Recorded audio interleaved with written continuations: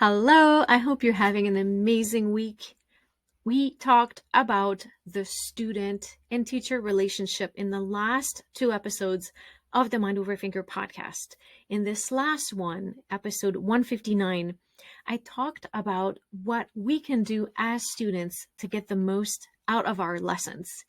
As I said in the show, it's really easy for us to feel at times as though the teacher is in charge. We need to do what they say blindly, and to forget that we need to take a lot of agency over our learning experience. So there are some tricks, there are a few things that we can do to make that easier, and I shared them with you in the episode, and I'm going to share them with you right now.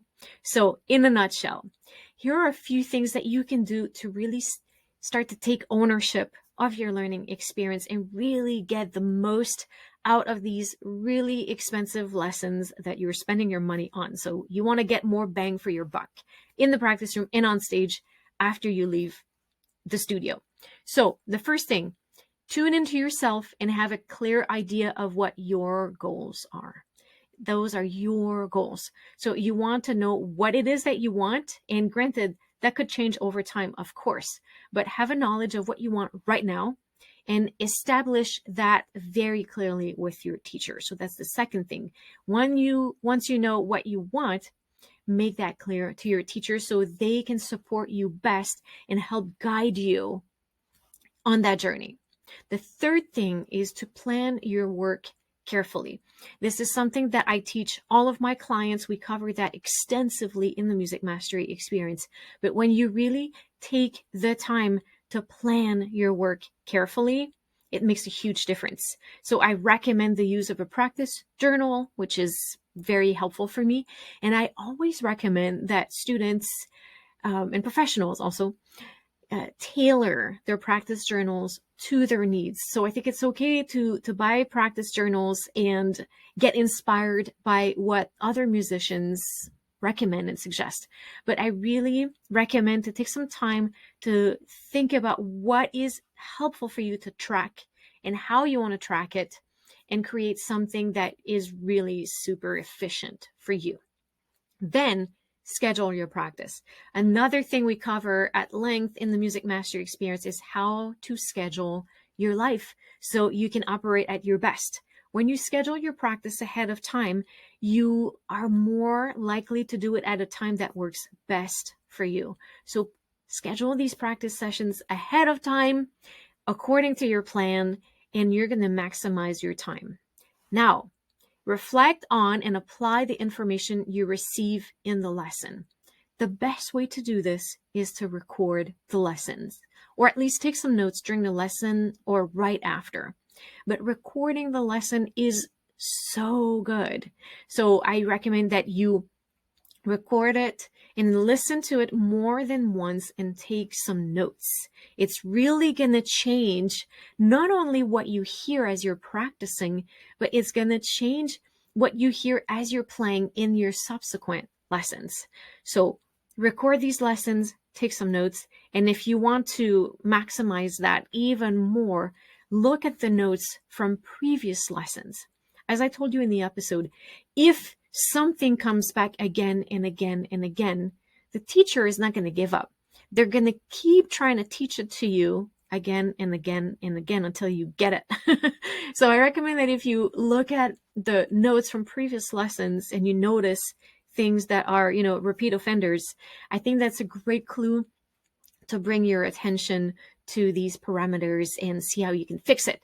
That's also a great way to know if you need to ask more questions to clarify a few things with your teacher. So record the lessons, listen to them more than once, take some notes and review those notes and bring them with you as you practice these notions. See how they apply to you, how you internalize it, how it works for you. That's also going to help you apply the next thing, which is to get curious and adopt a problem-solving mindset.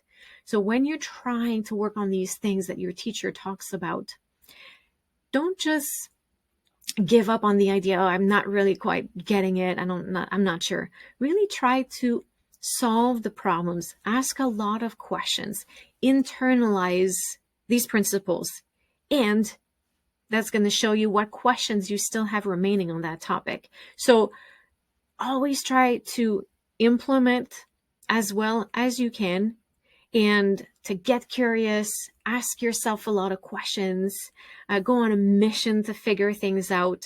And that's going to help you progress a lot faster, and it's going to tell you what questions to ask in the next lesson. The last thing, it's not the last thing you should experiment with, but it's the last thing I have for you in this episode, more to come, I'm sure, at some point, is to go all in when you're playing in your lessons. And I mean everything.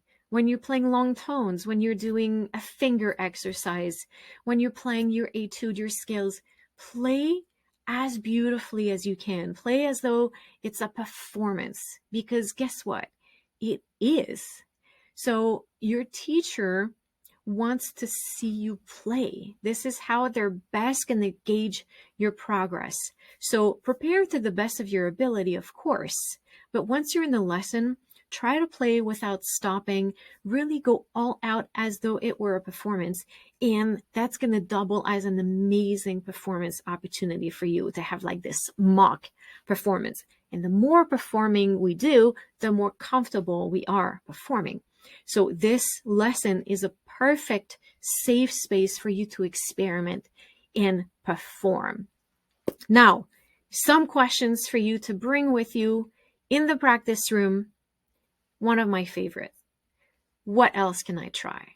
What else can I try? How else can I try this? How does this concept work for me? So your teacher might show you a way to hold your instrument.